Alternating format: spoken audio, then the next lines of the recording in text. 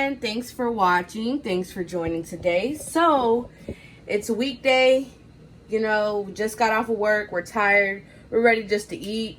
Maybe do some laundry. Maybe watch our TV shows. So, I'm going to prepare for you an easy dish that you can do in just one pot. And it'll be ready in about 30 to 40 minutes. So, what we have here... Sorry, I forgot to tell you what we're making.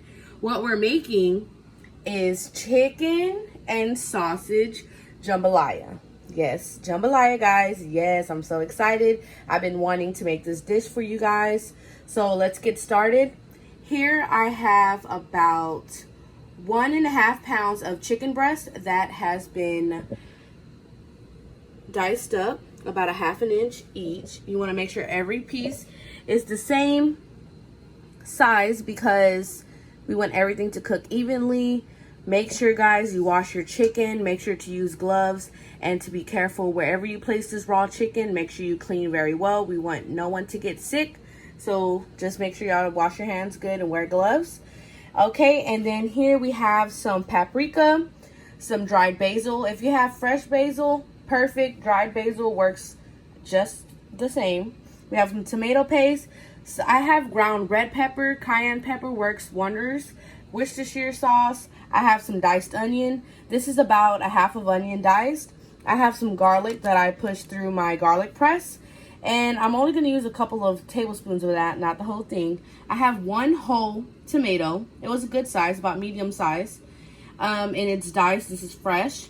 You can use canned diced tomatoes. I'll put that in there with the juice and all. But I'd rather use some fresh ones. I had it on hand, so why not use it? I have this was a pretty big size bell pepper, but 1 big green bell pepper. If you have 2 small ones, that works as well. I have some celery here. This was 2 stalks of celery that I just diced up. I have the leaf here. I'm just going to throw it in the pot, give it some more celery flavor. This is 12 ounces of andouille sausage. They're about, as you can see, 1/2 inch thick. Not too thin, not too thick. We have some chicken stock. We have rice. This is 2.5 cups of rice. So if you go in the grocery store, you can just buy a 16 ounce of the long grain white rice. And that equals out to 2.5 perfectly.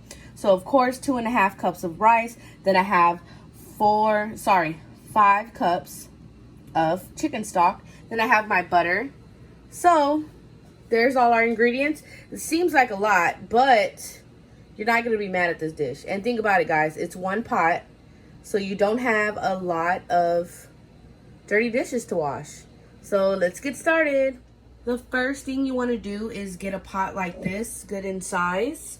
Or you can use a Dutch oven, whatever you feel more comfortable with. You can use olive oil, regular vegetable oil, canola oil, but I'm going to use butter. My pan has been heated already.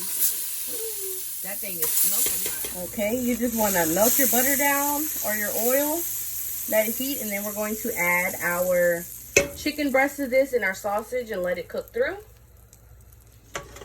Now to my chicken, I'm just going to use some Tony's Satchers here, just a tad bit. There we go, perfect. I'm going to add onion powder, black pepper, and garlic powder to this as well. Okay, so this is just going to go right into our pot here. And make sure we stir this around real good. This is going to cook for about 8 to 10 minutes, but I'm going to let this get some color. Then I'm going to throw in my sausage. And like I said, until the chicken is cooked through, that's when we'll take this off and start on our veggies. Okay, we're going to add in our sausage now and let this cook for the remaining minutes. Our chicken and sausage was ready. I put it in a separate bowl. Now I put some more butter in my pot and I'm going to saute my vegetables. So I'm going to put my celery, my onions in here,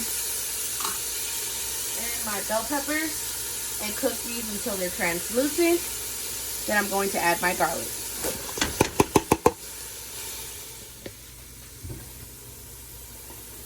As these are cooking, as you saute any veggies, you always want to add just a tiny bit of salt to get all those good flavors to come out and release all those good juices that we want for our jambalaya. Now once this is translucent, I'm going to add my garlic, saute for 2 minutes, and then I'm going to add the rest of our ingredients.